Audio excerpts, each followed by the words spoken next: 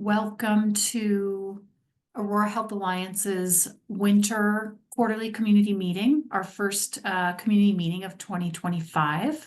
Thanks for being here. My name is Jo Glaviano. I'm with Aurora Health Alliance, and we've got two presenters today, Jasmine and Neil. And Jasmine, I'm going to have you go first. So thank you for having me. My name is Jasmine Crane, and I am the Director of Health and Wellbeing at the Institute for Racial Equity and Excellence, also known as IREE. I also have been involved in these meetings in the past. I am a licensed professional counselor in the state of Colorado, and I worked a lot with adolescents and people with eating disorders and families, especially families going through divorce and remarriage and life cycle transition.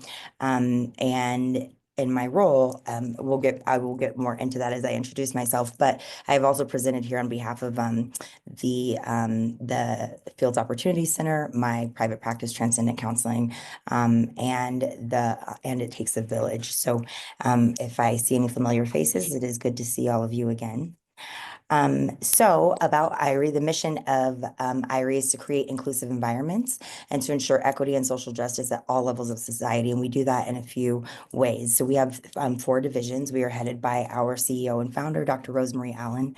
Dr. Valerie Gill, who is our Miss Valerie Gill, who's also on this phone call, is our Chief Operating Officer. Then we have our Chief Inclusion Officer, Phil Strain, Dr. Phil Strain. And then we have Don Allen, who is our Chief Financial Officer. I am, again, Jasmine Crane, and I am the Director of Health and Wellbeing. And this role is, we have a big vision for it. But currently, the majority of my time right now is spent expanding our services to offer specifically providers of early childhood education and just educators in general. Support mental health supports and resources, but we also do early childhood mental health consultation, which is a free service offered in the state of Colorado that is designed to build the capacity of adults working with children birth 0 to 6. And this could be parents, this could be teachers, this could be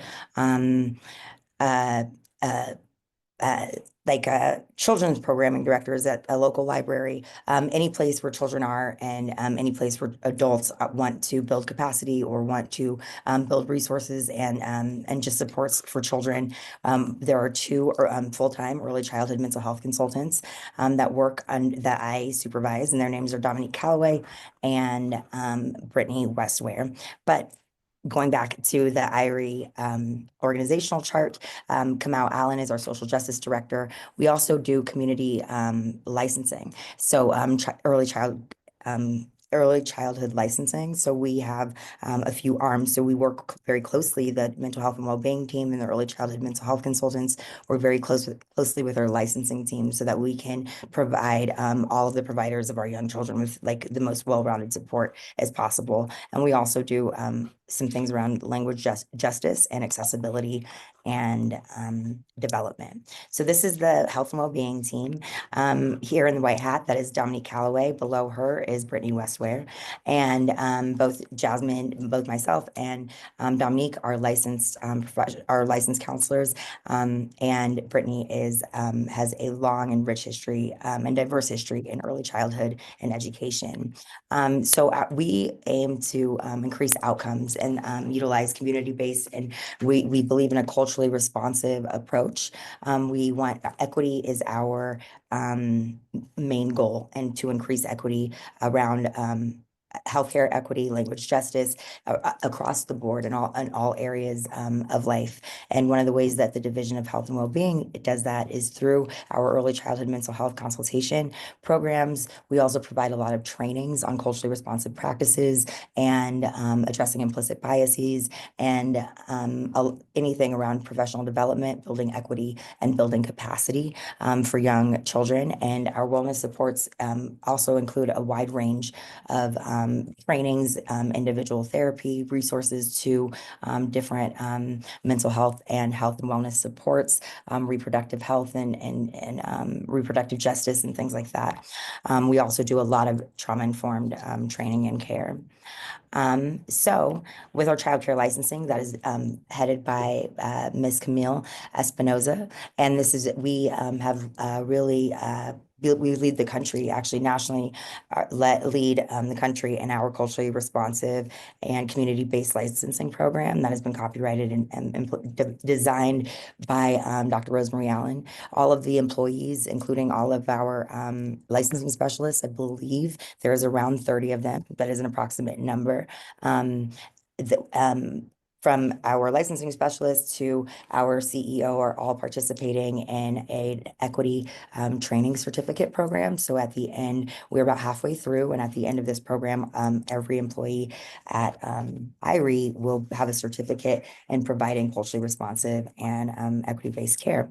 We also do professional development. Like I said, we promote equity and social justice through a lot of grassroots organizing and campaigning and building relationships with communities and with stakeholders in those communities in order to build equity across all of our specialties. And so if you all want to take a screenshot, this is all my contact information. I also put my email and everything in the chat box, because I would love to meet with any of you if there are any ideas about how to partner with IREE or how to utilize our services. So I'm going to stop sharing and open it up for any questions that you may have. This is Rich McLean. Jasmine, thank you for that overview. I really wasn't familiar with the organization. You know, certainly within Aurora, there's so many Latino people with children of various capabilities, a lot with intellectual and physical disabilities, and they find it very difficult to navigate the resources that are out there. And there are resources out there for the disabled, but a lot in our community, very low income, tied up working, lots of, you know, trying to pay the rent and keep the heat and lights on.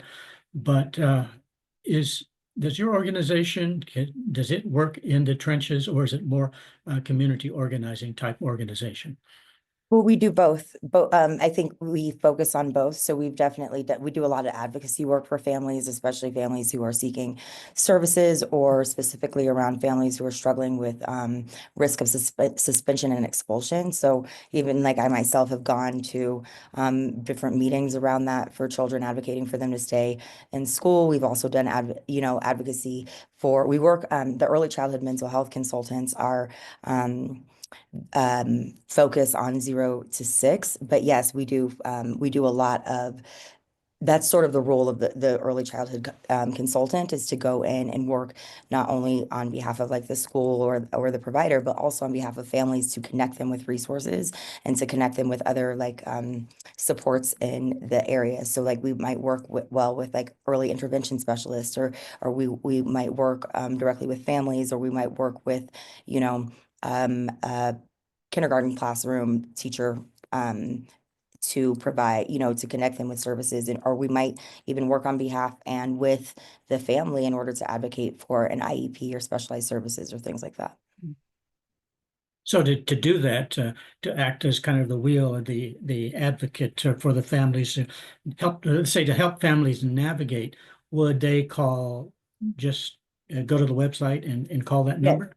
Yes, they can absolutely call that number or email me on the website. We also have free translation services. So hopefully, so we can try to remove that barrier, that language barrier. I am what they say auditorily pretty fluent in Spanish. So I read it, write it, and listen to it very well. But I mean, if I can be completely honest, one of my biases is that I don't think that I sound as smart as Spanish, and so I'm always very hesitant to practice speaking it. But yes, we do have services that where we have worked with a number of families where we try to make the language not a barrier for services. And so if with, obviously sometimes it takes a little bit of advance notice, but we can always work with families who need a translator as well. And just emailing me or contacting us would be the best way to do that. Super, thank you. Jasmine, thank you so much. Do you think you could say a little bit more about the professional development? Is that what, or trainings that you provide? Yeah, so we do a lot of we do a lot of trainings. We are also like the Institute of IREE and the Center for Equity and Excellence are that's sort of the like the for-profit, I guess, arm of our business, but mostly it's the one that handles all the training and where a lot of our intellectual property around that lives. And so we provided trainings across the board. I mean, we've done we implemented the equity certificate training program that we were talking about for the Minnesota Department of Education. We've done professional development trainings on equity, addressing implicit bias, healthcare equity, utilizing skills. So a lot our trainings are very skills based in terms of working towards equity. So we do a lot of I mean, any type of professional development training in terms, especially in terms of building building capacity and ability to sort of navigate issues of equity, inclusivity, and diversity. We offer. I could spend a whole presentation just giving you that arm the developmental training on things. So if anyone is interested in that, please email me because we've been I mean, we have so many topics and I'm sure that someone on the staff has either done it or can definitely create something that would meet your needs and be really effective for your company. Thank you. Any other questions, comments? Yeah, hi. Thank you so much for your presentation. I was really curious, and I hate to bring this up, but I wanted to ask, how are you addressing the chilling effect of some of the, I'm going to say, attacks on work around health equity and diversity and equity and inclusion and anti-racism? Oh, yeah. I think we're still I can speak for myself and that we are still working through that. We're still navigating it. IREE is very aware of like the current political climate. Like I know I woke up today and the first like news alert in my like little morning summary was that all, federal DEI employees had been put on leave. That about a year and a half ago, maybe even almost 2 years. I think this was like a year ago or maybe 2 years ago. About a year and a half ago. I know the state of Florida in 2023 in the spring had already sort of fired or laid off all of their like DEI employees. So I think for me there's a few things. Like one it is our current climate. It's also not very new. I think it's the first time it's taken such a like for a while when a lot of these attacks on DEI were initially starting to happen. Like I said, in Florida, this happened a year and a half ago. We were aware. We've definitely like seen the impact on that in terms of the types of professional development trainings that we get offered, in terms of the things depending on the states that we're working with, or certain counties or whatever, certain words that they want to use versus what they don't want to use. But I think that just in terms of the mission of IREE is not just like the mission of the company. It's also, I think, probably the personal mission, definitely of all the employees, especially the leadership team and our founder. And so I think we're just like, this work is important. It needs to happen, that especially when we focus a lot on curricula building and capacity building for educational spaces. And for me, that's really important because, as of the majority of America's school children as of 2023 for the second year in a row, like 51% of them almost identified as children of color, and colorblind ideology does not help dismantle or promote equity. And so while that may be the stance of our current political situation in our administration, it's also just it's not effective. Like that, my goal is to help, help promote a society that is well functioning, that is equitable, and people who can function inside of it. And so continuing to promote equity is still going to be a goal of IREE. It might look a little bit different, words may be a little bit different, the way that people, but I think the goal of promoting equity and preparing this next generation to deal with it better, ideally, than we do, will maintain. Thank you so much. I appreciate Cheryl's question. I think that's all in our minds and hearts, and making it kind of heavy, the question that she asked. So I appreciate it. Something I know everyone is trying to process as we go forward. When you speak about inequity in healthcare, there seems to be a lot of inequity with those insured by Medicaid able to get care. Are you finding that one of the inequity things that in our healthcare system, Jasmine? Well, yeah, absolutely. Access to resources. I like personally Medicaid. I have, there were a lot of, personal issues with that, and professionally through IREE, because we don't necessarily do anything that we can like bill anything for. Like we don't necessarily work directly with like any kind of managed care groups or anything like that, but we definitely work with the promotion of just more equitable systems. So we, that happens through a lot of our partnerships, a lot of our just creating community, like we have a directors, owners, teachers of color called the .C group. And I know that in that group, there's a lot of resources given, and if people are bringing that concern, we can definitely support them with that. We do find that in early childhood mental health consulting, that a lot of one of the reasons why the state has made this a free service for families and for young children in the state of Colorado is to help bridge that gap between care. Like they don't actually need we partner a lot with services that are also free of charge, or that can also be utilized by people regardless of their access to healthcare. Okay. It'd be good to, again, out in the trenches here of community, having a navigator like that to help people, direct people to resources that they can actually utilize would be very valuable. So thank you, Jasmine. Yes, absolutely. Thank you. Thank you so much. Thanks for the work you do and for presenting today. Oh, thank you. Thank you so much for having me. All right.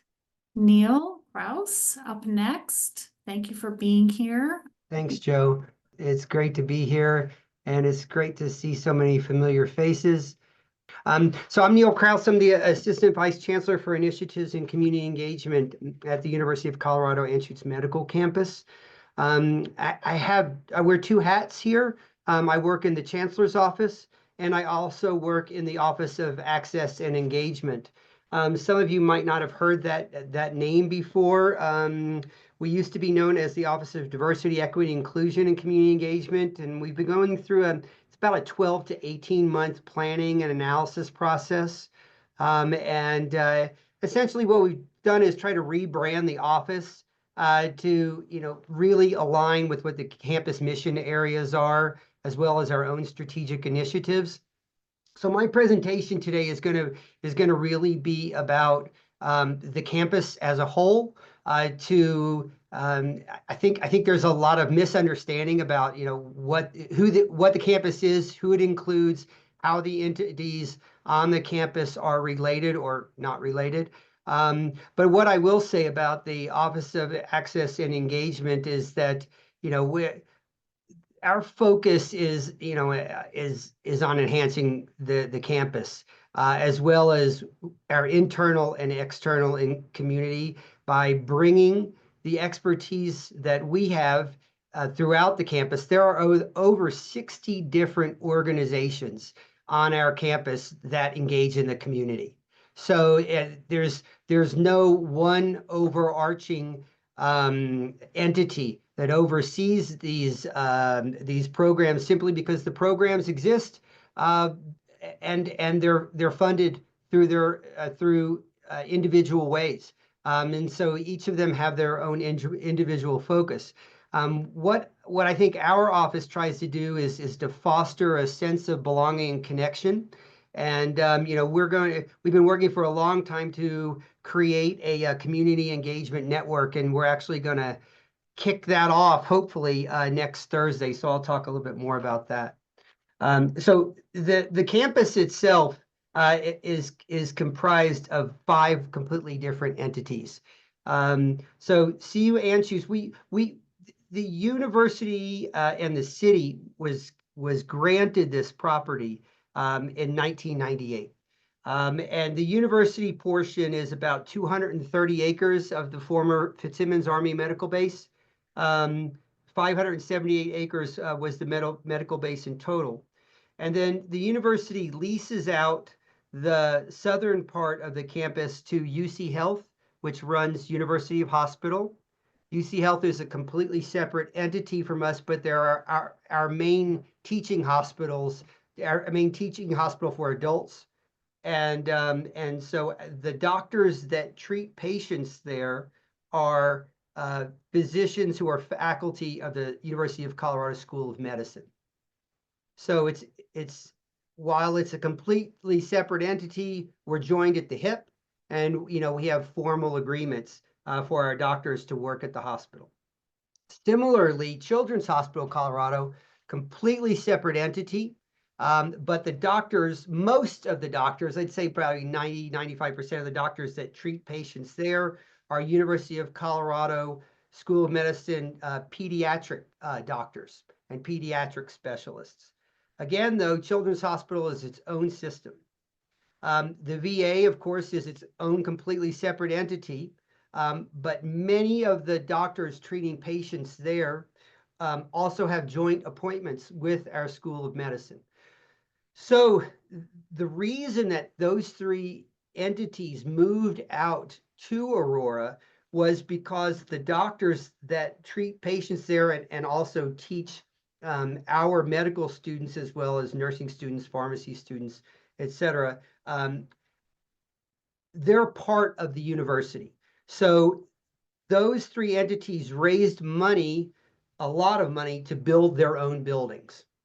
So those 3 entities are what we consider part of the campus. And then there's a 4th part of the campus that's called the Fitzsimmons Innovation Community.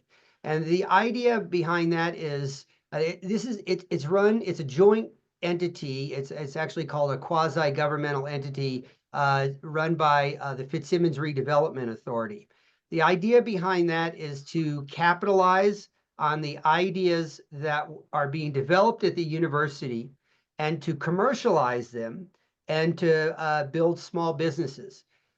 Currently, there are over 85 different small businesses that either are producing new medical therapies or digital therapies or digital medicine or various new testing ideas. So together, we have what's called this coalition of the willing. We have formal agreements with all these entities, and I and many people on this call work closely with all the entities as well. I know Jeanette is here, Molly is here, Cheryl certainly. Hannah Brown, I haven't met yet, but I'm looking forward to meeting Hannah. We all work together, I think, and can say pretty confidently that our main goal is to partner and help the community. Neil, just real quick, on your prior slide, you had 5 entities. The one you didn't talk about is this thing called CU Anschutz. Yes, okay. So CU Anschutz is one of 4 campuses in the CU system. And we are the primary health professional educator for the state of Colorado. We have about 4,500 students that are in 6 different schools. We have the School of Medicine, School of Pharmacy, College of Nursing, Colorado School of Public Health, which is a joint program with University of Northern Colorado and Colorado State University. We have the only school of dental medicine in the state. And then we also have a graduate school. Got it. So Thanks. the mission areas, let me jump to this now. The mission areas of the university, you know, you can see them here.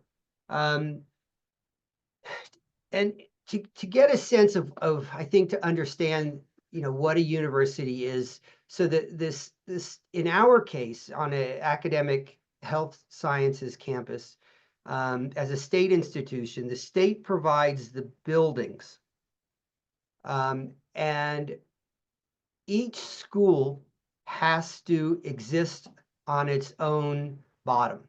Each school has to raise its own money to support its faculty and staff. And we receive, I think, about 5% of our total budget to help educate our students. So to give you a sense of how big that is, I think our budget right now is about $3 billion. We receive about $30 million from the state to run the operation. So there are lots of different ways that you can see how the state funding is leveraged, but really that state funding comes in the form of state tuition for in-state students, as well as funding that goes centrally to keep the lights on, and also for preventative maintenance on our buildings. So I talked a little bit about education. Our research operation, we're one of I think we're ranked in the top 10 of publicly funded schools of medicine through the National Institutes of Health for our research. Our research operation includes about 3,000 people. We have about 1,300 principal investigators. These are individuals who have to go out and seek out grants, and you know, compete against all the other scientists in the country, and so they in turn hire research assistants, and they have about 2,500 research assistants. Patient care, our main partners are UC Health and Children's Hospital Colorado. But in addition to that, we also have CU Medicine, which has its own clinics. And we also have the Sheridan Clinic, which is run by the College of Nursing. And that's a federally qualified health clinic. We also have the Dawn Clinic, which is funded through the School of Medicine and UC Health. I know Ryan is here. That provides free care to the Aurora community, and it's based in the Anschutz Health and Wellness Center. And then also we have the Aurora Wellness community, and the AWC is a relatively new 501c3, and it has a clinic that's serving the community of Aurora off of Potomac. You know, as I said, I think that it's important for this group in particular to understand that we're really a conglomeration of entities that include over 60 different programs that are focused in one way or another in working with the community. The way that I see it is, you know, it's reflective of the mission areas. I talked about the clinics we have. We have a large research organization, and to help manage the community engagement focused on research, we have an organization called the Colorado Center for Translational Sciences Institute, and they have a community engagement arm. That's run by Dr. Don Neese and Montel Tamez. CCTSI has a statewide community group that that works with our researchers to make sure that our researchers are partnering with community, as opposed to going out just to the community and doing research on the community. I think that the university is learning that that approach doesn't work well in terms of creating partnerships. And then on the education mission side, we have a number of pathway programs where we work closely with APS, or Aurora Public Schools. In particular, we have a very strong relationship with Aurora Science and Technology. We have career awareness programs that I know you all know Tessa Carlson. She brings schools from districts all around the state that are Title I schools to help educate students about our health professional programs. We have many different programs that their intent is to educate individuals living in the community on various health-related topics. They're located in our School of Public Health, in our Cancer Center. I know Jeanette is here. They have a wonderful community engagement program. Our Center for Health Equity is focusing on how to translate the research in community engagement to actual improving community education about health. And then there's my office, the Office of Access and Engagement. We have a program called the Resident Leadership Council, which includes residents who are leaders in North Aurora, and actually now throughout the area. Many have actually moved out of Aurora. And the idea is to work with them to identify neighbors' concerns, and then bring those neighbors together after we have one-on-one learning sessions with them, and bring them together in community academies, and have community action plans where we try to bring leaders from city and other organizations together with community members to address neighbors' concerns. Lastly, we have a health policy center called the Farley Center, which is wonderful, and it works with leadership throughout the state on helping develop health-related policy. The last thing I wanted to do was just point out to you the patients that we have. This is individual patients served by our doctors. We serve basically 1 in 10 residents throughout the state. And I'd say probably at least a third of them come from Adams and Arapahoe County. I don't know how well you can see that, but it's looks like about 250,000 residents are patients of ours. So with that, I'll stop and answer any questions. Hey, thanks, Neil. I didn't know there was no longer an Office of DEI, that it's now Access and Engagement. Access and Engagement. So you don't have that acronym on some type of target into this current administration. But I know that along with Cheryl and all of us are concerned that it seems like coming out of the new federal administration, any organization that engages in DEI, especially with federal contracts, are going to be in some type of target. And I know we don't know what that really means, how that's going to impact the whole Anschutz community there.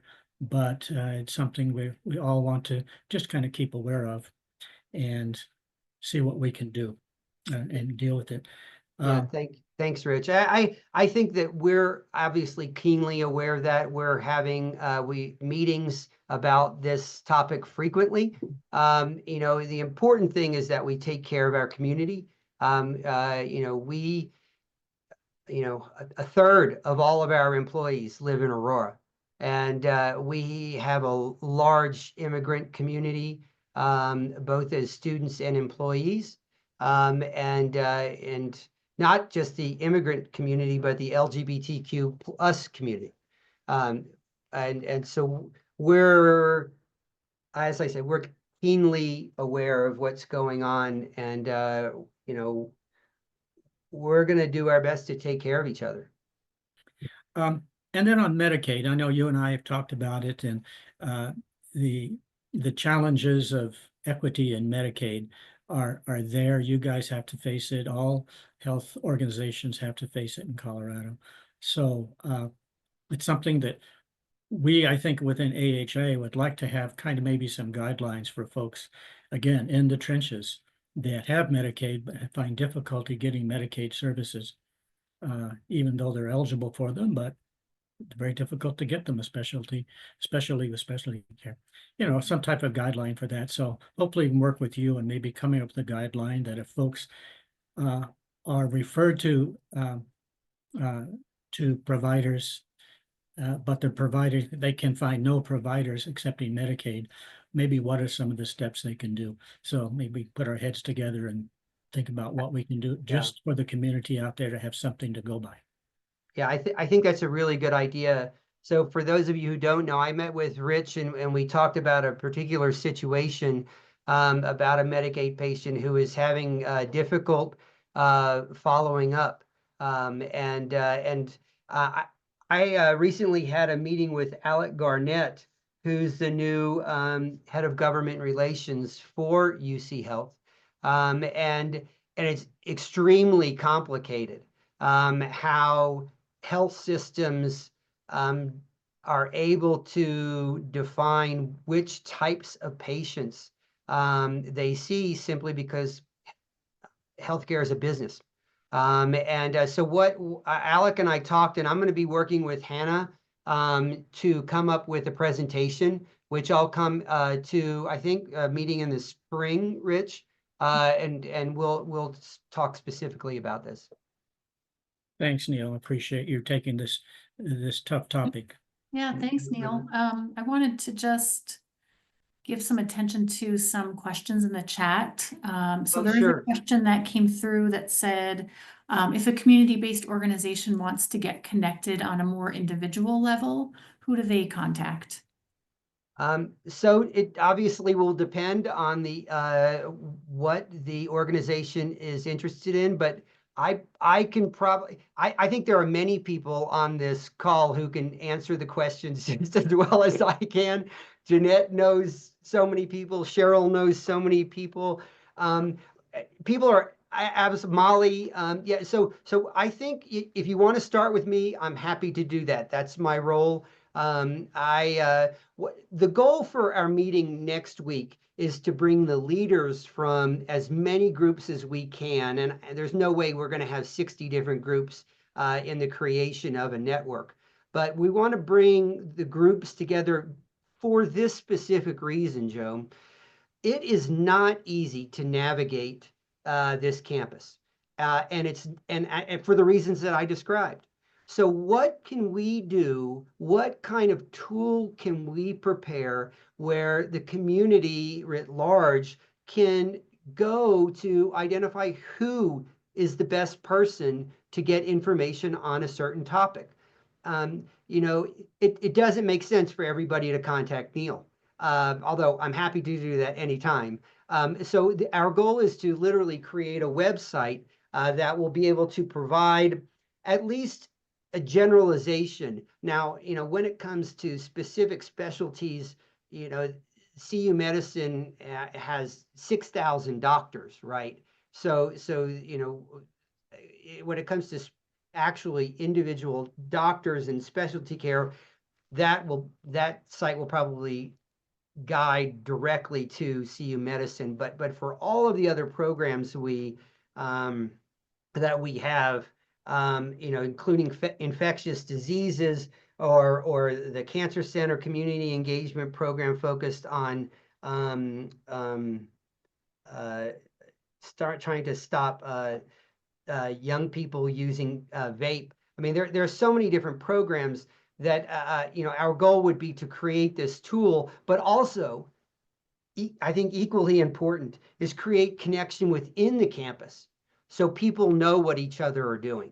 And that way, when we're out talking with individuals in the community, that we'll be able to answer these questions. Yeah, thank you. Thank you for sure. We appreciate that too.